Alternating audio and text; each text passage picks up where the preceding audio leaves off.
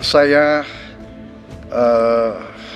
cukup kaget karena beberapa hari yang lalu calon wakil presiden Bapak menyampaikan bahwa negara kita tidak dalam keadaan perang, sehingga untuk apa kita harus beli alat-alat perang. Tapi hari ini Bapak mengatakan Bapak setuju dengan kenaikan anggaran 1-2%. Jadi itu saya minta ketegasan. Yang kedua, ya sekali lagi data-data yang Bapak pegang adalah keliru, dan juga Pak Ganjar tadi juga banyak kelirunya. Saya sangat transparan, dan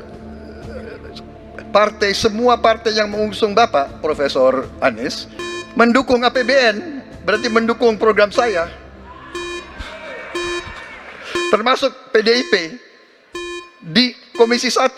Waktu habis. Baik, Pak Prabowo. Baik, Pak Anies silakan untuk menjawab pertanyaan Pak Prabowo, waktu Anda 2 menit.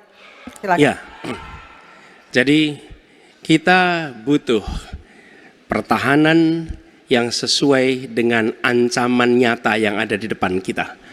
Ancaman ini dirasakan oleh siapa? Dirasakan bukan saja di dalam batas-batas teritorial, tapi juga di keluarga.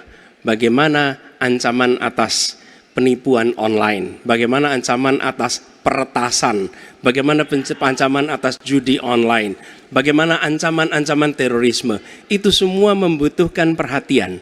Jadi bukan memutuskan untuk belanja alutsista berdasarkan selera dan berdasarkan preferensi masa lalu, tapi justru harus mencerminkan kebutuhan masa depan.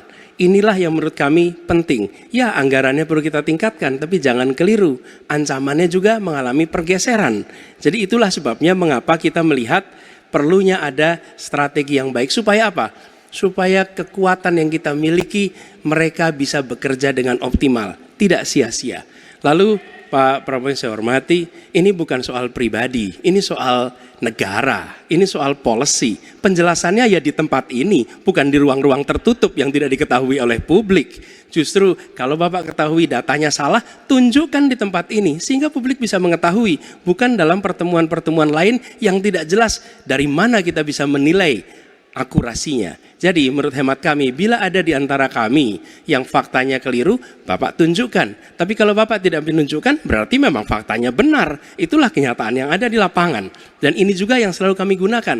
Kami gunakan fakta-fakta itu.